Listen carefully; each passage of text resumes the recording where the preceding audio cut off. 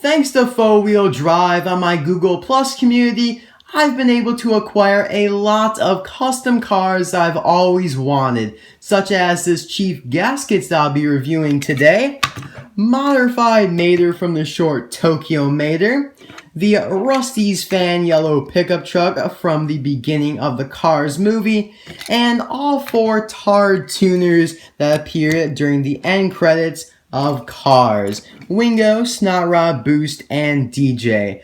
I do plan on reviewing all of the custom cars I've bought from Faux Wheel Drive, and today obviously we'll be starting with Chief Gask-Its. If you'd like to contact him about a custom or inquire about one, his contact information will be in the description below. You can most likely just send him a private message on Google+, maybe tag him in a comment on my Google Plus community asking for a custom, and you guys can probably work something out. His email will also probably be in the description below. He makes amazing customs for great prices. I've bought probably around 10 of his customs and I haven't been disappointed by any of them. So, like I said, great customs and top-notch quality. I definitely recommend buying from him because at this stage in the Cars line, no one is really making customs anymore. I remember when you can go on eBay back in around 2010 and you can probably find a bunch of custom haulers, crew chiefs, and pitties, but nowadays you can just go on eBay and find the Chinese knockoff customs and one custom hauler of Rev & Go that I bought a year ago. So yeah, you can probably tell I'm desperate for customs, but let's get on with the review here of Chief Gask-Its. Now, Faux Wheel Drive didn't come up with this design on his own. There actually were a couple animated pictures of this crew chief released in a European magazine, I believe, quite a few years ago, along with a bunch of pictures of other crew chiefs as well. So we do actually know what this chief would have looked like if he appeared in the movie. He has 2 number 80 decals on either side and has the Gask-Its logo on the hood. Now, I'm not entirely sure that if Mattel released this crew chief, they'd use the same exact pickup truck model that Faux Wheel Drive used, because based on the pictures in the magazine, it seems like the Gask-Its crew chief is a little bit different, but from what Mattel has released, we don't have that many options. The only options we really have are the circus pickup, Brian feet clamp, this design, and the bumper save crew chief design, which looks entirely different. So, in my opinion, this is the most accurate model to use, unless of course Mattel made an entirely new design just for the Gask-Its Chief.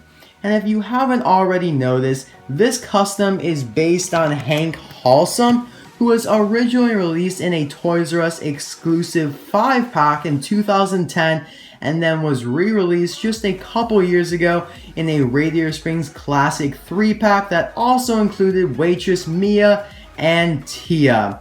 And as you can probably tell, their expressions are ever so slightly different, and that is mainly because this version here on the right, which is the one I already have, is the 2010 release, and the one on the left that Faux Wheel Drive used is the 2013 release. So there's a little bit of a difference between the two releases, but as you can see, it's hardly even noticeable.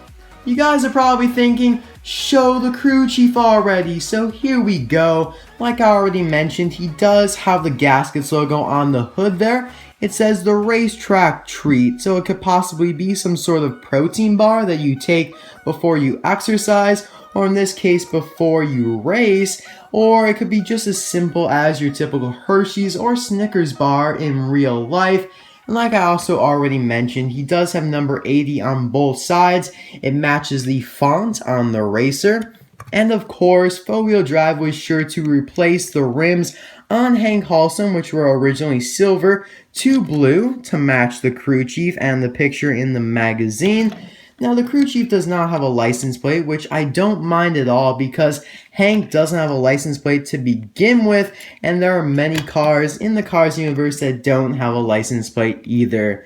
Now, you may be thinking, why are the colors on these two so drastically different? And we were just going off of the picture in the magazine. It shows the Chief as this really dark blue color, or shade of blue I should say, and it's not always that the crew chief's color match exactly the color on the racer, and frankly I think it actually looks kind of nice that the crew chief is darker than the racer. I think it's kind of a nice contrast when you have them together. And now before we conclude the video, I want to show a few other pickup truck crew chiefs. The two main ones that probably come to mind first are the Dynaco crew chief and the Hicks crew chief, released back in 2009, 2010.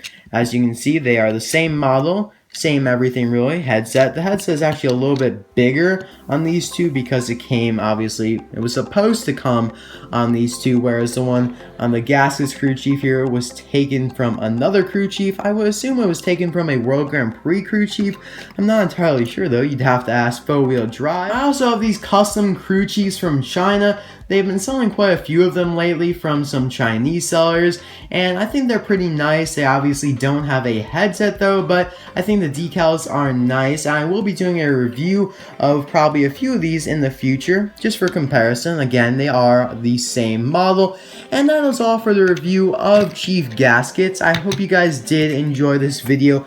Again, you can contact or figure out how to contact Faux Wheel Drive down in the description below. So I'll see you guys next time for another video. Hope you enjoyed this one. See you guys next time. Bye now.